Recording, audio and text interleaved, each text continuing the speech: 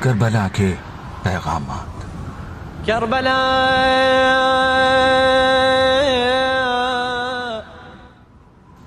امر بالمعروف اور نہی عن المنکر۔ کربلا کے واقعے میں بے شمار پیغامات پائے جاتے ہیں، مگر ان میں بعض بہت اہم اور نمایاں حیثیت کے حامل ہیں۔ ان میں سے ایک امر بالمعروف اور نہی عن المنکر ہے، جس پر اسلام نے بے انتہا تاکید فرمائی ہے۔ جس معاشرے میں اس فریضے پر عمل نہیں ہوتا وہ تباہ و برباد ہو جاتا ہے۔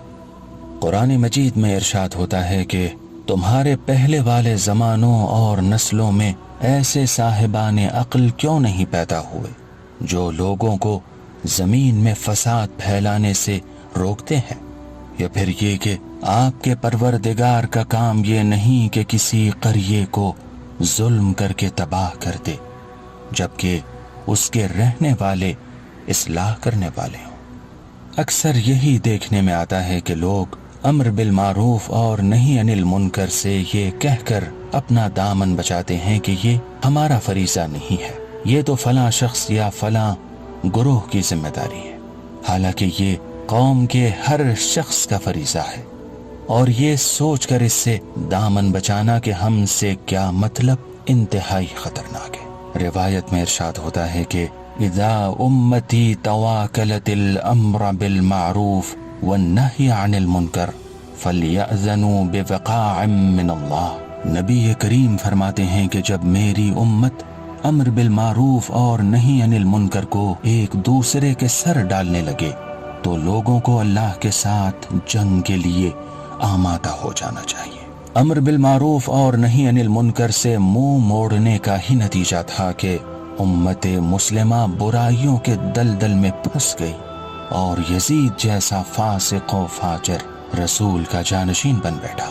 اگر اس وقت اس فریضے پر عمل نہ ہوتا تو خدا کا دین ہمیشہ کے لیے ختم ہو گیا ہوتا۔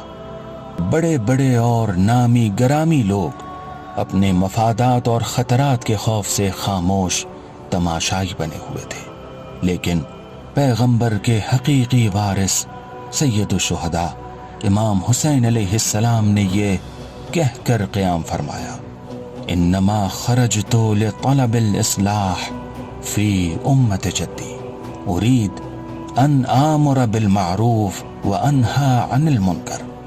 میں کسی خوف، لالچ، فتنہ، فساد یا خون ریزی کے لیے نہیں نکلا ہوں، بلکہ میں صرف امت جد کی اصلاح کے لیے نکلا ہوں۔ میں امر بالمعروف اور نہی عن المنکر کرنا چاہتا ہوں۔ امام حسین علیہ السلام نے روز عاشور اپنے اصحاب و انصار اور اپنے خاندان کی قربانی دے کر قیامت تک کے لیے دین کو محفوظ بنایا۔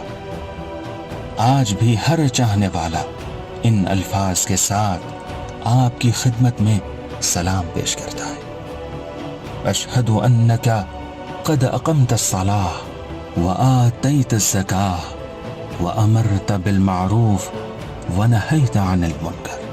امر بالمعروف اور نہی عن المنکر امام عالی مقام کا ہدف و مقصد بھی ہے اور کربلا کا پیغام بھی۔